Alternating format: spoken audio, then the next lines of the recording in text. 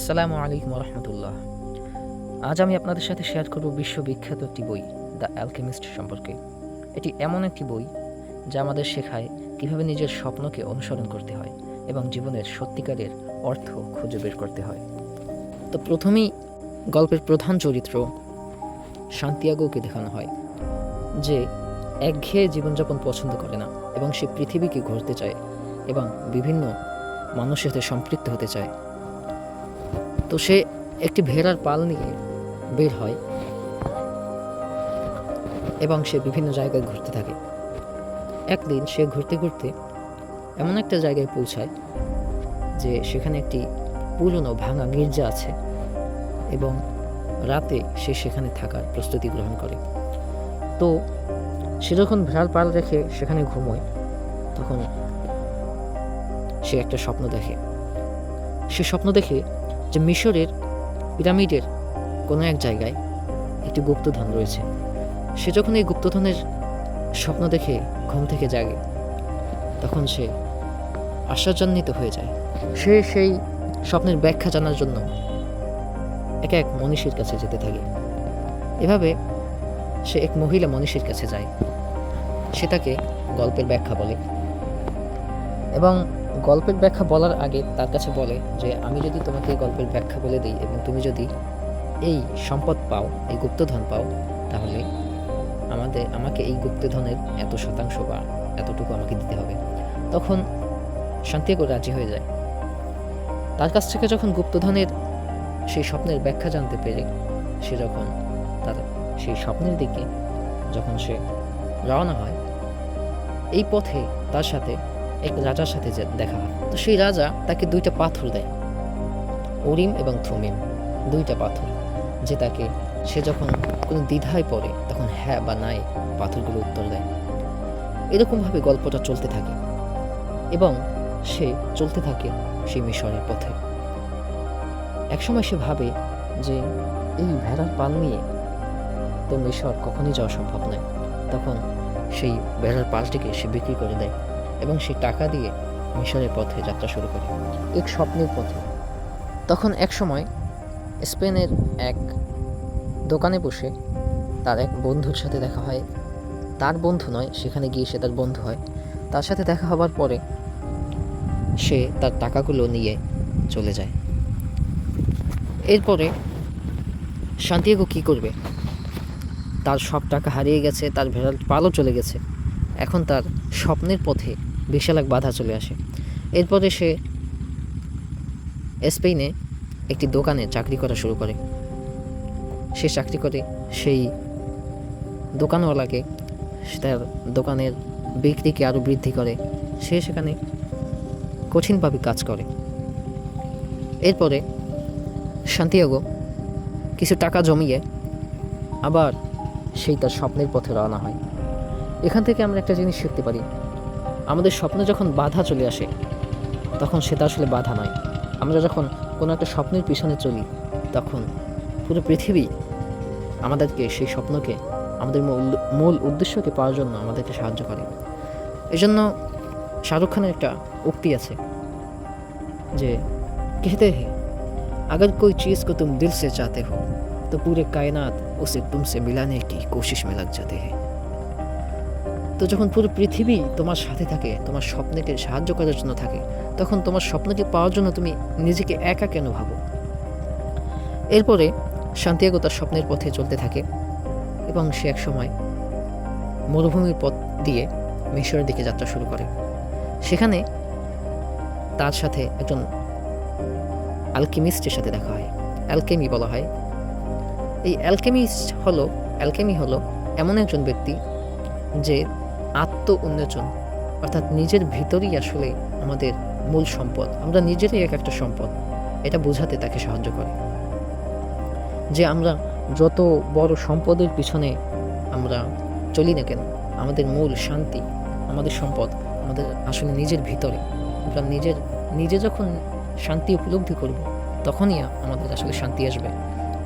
আমরা যতই টাকা পয়সার মালিক হই না কেন, যত কিছুই হোক না কেন, আমাদের আসলে সেই আসল শান্তি আমাদের নিজেদের ভিতরেই, এবং অন্য কোথাও সেটা আমরা আসলে খুঁজে পাবো না। এরপরে সে মরুভূমির পথে যাত্রা করে এবং সে অ্যালকেমিস্টের কাছ থেকে তার আত্ম উন্মেষণের ব্যাপারগুলো শেখে। এরপরে এই পথে, মরুভূমির পথে যাযাবরদের মাঝে এক বিশাল যুদ্ধ শুরু হয়, যার ফলে তাদেরকে একটা জায়গায় থামতে হয়। এইখানে সান্তিয়াগোর সাথে একটা নতুন ঘটনা ঘটে। সেটা কি?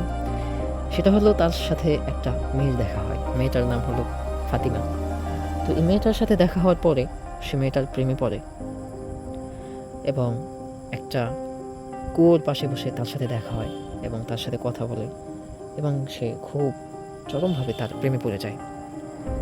ওখানে কিছুদিন থাকার পরে শেষবার তার সাথে কথা বলে ফাতিমার সাথে যে আমি আমার স্বপ্নের পথে যাচ্ছি, আমি আমার গুপ্তধনের সন্ধানের পথে যাচ্ছি, কিন্তু আমি তোমাকে নিতে আসব। তো যখন সে সেখান থেকে চলে যায়, তখন এই যাত্রা থেকে আমরা শিখতে পারি যে প্রেম, ভালোবাসা বা আমাদের সঙ্গী আমাদের কখনো বাধার বস্তু হতে পারে না, বা বাধা যে দেয় সেরকম কোনো বিষয় হতে পারে না। তারা আমাদের সামনের পথে এগিয়ে চলার অনুপ্রেরণা। এরপরে ফাতিমার সাথে দেখা হওয়ার পরে সে আবার সেই স্বপ্নের পথে, অর্থাৎ সে মিশরের পথে রওনা হয়। তখন সে যেতে যেতে আবার এক গির্জায় আশ্রয় নেয়। তো সেখানকার প্রধান তাকে একটা স্বর্ণের একটা খণ্ড তাকে দেয় এবং সে সেটা নিতে চায় না, তারপরে তাকে দেয়া হয়। বলে যে এটা তোমার স্বপ্নের সাথেই সম্পর্কিত। তখন সান্তিয়াগো সেই স্বর্ণের টুকরোটা নিয়ে সেই মিশরের পিরামিডের দিকে রওনা হয় এবং পিরামিডটি খুবই তার কাছাকাছি আসে এবং সে তার স্বপ্নকে তার চোখে দেখতে পায়। সে তার স্বপ্নেই দেখেছিল স্পেনে বসে সেই গির্জায়, যে যখন তোমার চোখ থেকে এক ফোঁটা পানি ওই পিরামিডের কাছাকাছি কোনো এক জায়গায় পড়বে, সেটাই হবে তোমার সেই সম্পদের, সেই ধনভাণ্ডার, অর্থাৎ যে গুপ্তধনের পথে শিখিয়েছে সেই গুপ্তধন সেখানেই, সেই মাটির ভিতরেই। তখন সান্তিয়াগো চলতে চলতে সে যখন একটু দুর্বল অনুভব করে, তখন তার চোখ থেকে এক ফোঁটা পানি মাটিতে পড়ে, অর্থাৎ সেই বালুর ভিতরে, মরুভূমির ভিতরে পড়ে। তখন সে বুঝতে পারে এখানেই হয়তো সেই তার এত বড় এই যে চলার গতি এবং তার স্বপ্নের পেছনে ছোটার সেই গুপ্তধন এখানেই। তখন সে সেখানে খুঁজতে শুরু করে। এমন সময় তার পাশ থেকে একটা দস্যু দল সেখান থেকে যায় এবং তাকে যখন সেখানে মাটি খুঁড়তে দেখে, তারা বুঝতে পারে তার কাছে হয়তো কোনো সম্পদ আছে, নয়তো সে এখানে কোনো গুপ্তধন পেয়েছে।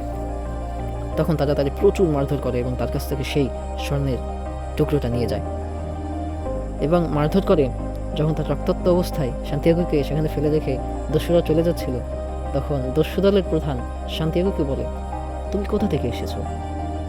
তখন সান্তিয়াগো বলে যে আমি সুদূর স্পেন থেকে এসেছি। তখন তারা বলে, তুমি স্পেন থেকে এসে এখানে মাটি খোঁড়াখুড়ি করছো, এর কারণ কি?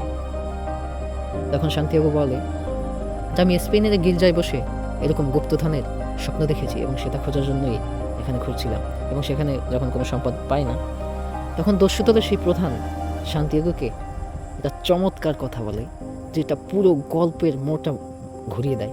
এবং যখন আমি এই লাইনটা পড়ছিলাম, আমার আশেপাশে আমার পরিবারের লোকজন ছিল, তো আমি হঠাৎ করে চিৎকার দিয়ে উঠি। মানে বইটা আমি কিছুদিন ধরেই পড়ছিলাম, তো যখন এত বড় একটা বইয়ের টুইস্ট এবং এত বড় শিক্ষা এবং এত বড় একটা ধাক্কা যখন আমার ভিতরে লাগে, তখন আমি শুধু আমার ভাষা হারিয়ে ফেলি। আমি যা চিৎকার আর্তনাদ করে উঠি, এরকম একটা অবস্থা। তো সেটা ছিল, সেই দস্যু দলের প্রধান বলে যে আমিও তো কিছুদিন আগে স্বপ্ন দেখেছি যে স্পেনের এক গির্জার ভিতরে এরকম একটা গুপ্তধন আছে। কই, তোমার মতো আমি এত বড় বোকা না যে আমি সে গুপ্তধনের খোঁজে এত দূর পার হয়ে সেই স্পেনে যাব। তখন সান্তিয়াগো বুঝতে পারে যে এত দূর পথ পাড়ি দিয়ে সে যে এই পিরামিডে এসেছে, এটা আসলে তার গন্তব্য ছিল, কিন্তু এখানে গুপ্তধন নেই। যেখানে বসে সে স্বপ্ন দেখেছে সেখানেই গুপ্তধন আছে। এরপরে সে সেখান থেকে সেই তার গুপ্তধনের খোঁজে, অর্থাৎ স্পেনে আবার চলে যায় এবং সেই গির্জার ভিতরে গিয়ে যখন সে ঘোরে, তখন সে সেই গুপ্তধন পায়। সেখানে গুপ্তধন ছিল পুরনো কোনো এক রাজার, তার ধন গুপ্ত করে এখানে রেখে গিয়েছিল। তখন সে গিয়ে সেই যে তার স্বপ্নের ব্যাখ্যা দিয়েছিল তার অংশ তাকে দিয়ে দেয়। এবং এখান থেকেই গল্পের মূল শিক্ষাটা আমরা পাই যে সান্তিয়াগো সেই স্বপ্নের মাধ্যমে সেই গির্জায় বসেই তার ধনসম্পদ পেতে পারত, কিন্তু প্রকৃতি অর্থাৎ আমাদের সৃষ্টিকর্তা কেন তাকে এই সুদূর পথ পাড়ি দেওয়ালো? এর পিছনের মূল ব্যাখ্যা হলো তার পথযাত্রার মাধ্যমে শেখা তার বিষয়গুলো। তার এই গুপ্তধন পাওয়ার মূল কারণই হলো তার এই সম্পদ। গুপ্তধন পাওয়ার মূল কারণ হলো তার এই চলার মাধ্যমে যে শিক্ষা সে পেয়েছে, সে শিক্ষা যদি না থাকে তাহলে সেই ধনের প্রকৃত মালিক সে কখনোই হতে পারে না। সে শিখেছে মরুভূমির কাছ থেকে, সে অ্যালকেমিস্টের কাছ থেকে শিখেছে যে সম্পদ আসলে নিজের ভিতরে, আমরা নিজেরই এক একজন সম্পদ এবং আত্ম উন্নয়ন একটি সম্পদ। সে যখন এটাই বুঝতে পারে তখন সে সেই সম্পদের প্রতি আকৃষ্ট হবে না, সে পৃথিবীর প্রতি আকৃষ্ট হবে, সে এই প্রকৃতির প্রতি আকৃষ্ট হবে।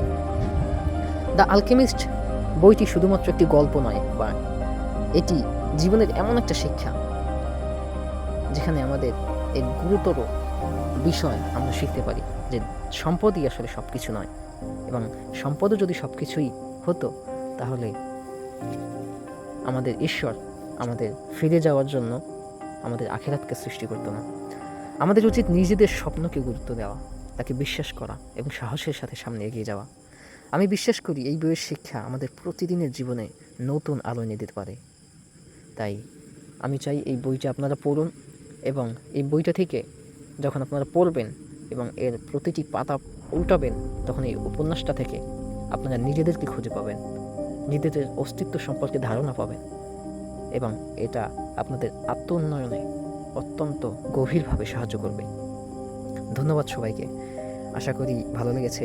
সামনে আরও সুন্দর কিছু নিয়ে আসবো ইনশাআল্লাহ। আসসালামু আলাইকুম ওয়া রাহমাতুল্লাহি ওয়া বারাকাতুহু।